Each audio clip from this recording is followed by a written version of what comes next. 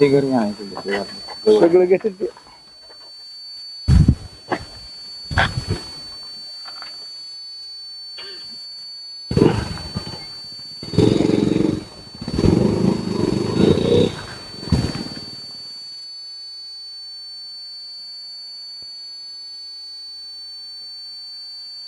असं जरा साहेब 2 मिनिटं कॅमेरा राहू द्या दिसतो बघायचं.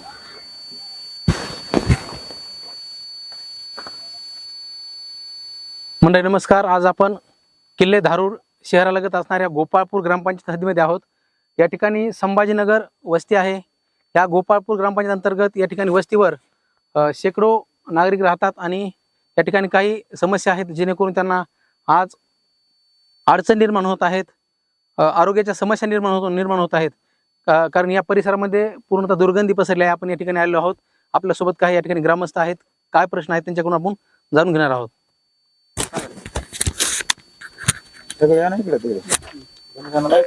नाव सांगा आपलं. महादेव दोन्ही बाकुराडे. काय अडचणी येतात आपल्याला या ठिकाणी? या ठिकाणी सगळं वास सुटलेला आहे कोंबड्याचा, हा पोल्ट्री फार्म मुळे. किती वस्ती या ठिकाणी, किती लोक राहतात? नाही मला ते त्या परिसरात 400-500 लोक राहतात तिथं या परिसरामध्ये. हा. किती अंतरामध्ये घाण येते याची? याची लय म्हणजे 100 मीटरच्या पुढेच आहे तिचं. कधीपासून टाकले पोल्ट्री फार्म? ते बरेच वर्ष झाले त्याला टाकून. मग मध्ये बंद होतं.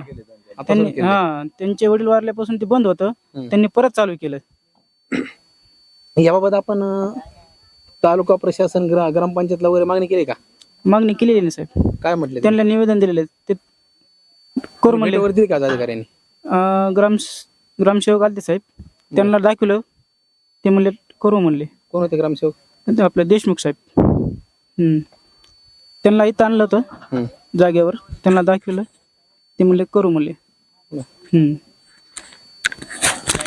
गोपाळपूर ग्रामपंचायत हद्दीमध्ये संभाजीनगर भागामध्ये या ठिकाणी परिसरात मोठी दुर्गंधी पसरलेली या ठिकाणी दिसून येते. आपण या ठिकाणी स्पॉटला आलेलो आहोत. या परिसरामध्ये जवळपास आता वस्तीमध्ये वाढ होत आहे.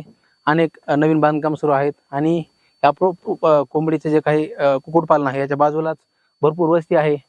नागरिकांच्या म्हणण्यानुसार या ठिकाणी 400 ते 500 नागरिक राहतात आणि मोठ्या प्रमाणात दूरवर याची दुर्गंधी पसरली जाते. यामुळे नागरिकांच्या आरोग्यावर दुष्परिणाम होत आहेत. अनेक रोगराई पसरत आहेत. त्याचप्रमाणे या ठिकाणी लहान मुले आहेत. लहान मुले, अंगणवाडीचे, शाळेत जाणारे विद्यार्थी आहेत. त्यांच्या आरोग्यावर, कारण रोजच या ठिकाणी जर राहायचं म्हटलं तर सकाळी जेवणाची वेळ असते, दिवसभर या ठिकाणी थांबावं लागतं नागरिकांना. आपल्या घरामध्ये महिला आहेत, लहान मुले आहेत, अनेक परिवार आहेत. मात्र या ठिकाणी प्रशासनाकडून अद्याप दखल घेण्यात आली नाही. कारण आज जवळपास आता 2 दिवसामध्ये या निवेदन देण्यात आलं आहे आणि संबंधित ग्रामसेवक देशमुख यांनी या ठिकाणी भेट दिली. संबंधिताला नोटीस देखील दिल्याची या ठिकाणी समजते.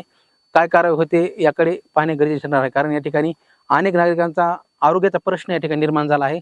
संबंधित ग्रामपंचायत आणि तहसीलदार त्याचप्रमाणे गटविकास अधिकारी काय दखल घेतात याकडे पाहण्याची गरज आज भासत आहे. गोवर्धन बडे, किल्ले धारूर, बीड.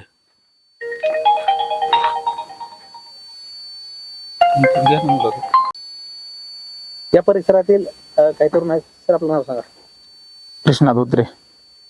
या परिसरात हे कुक्कुटपालन उभारण्यामुळे काय अडचणी येत आहेत आणि साधारणतः किती कोंबड्याचं कुक्कुटपालन उभारण्यात आलं या ठिकाणी?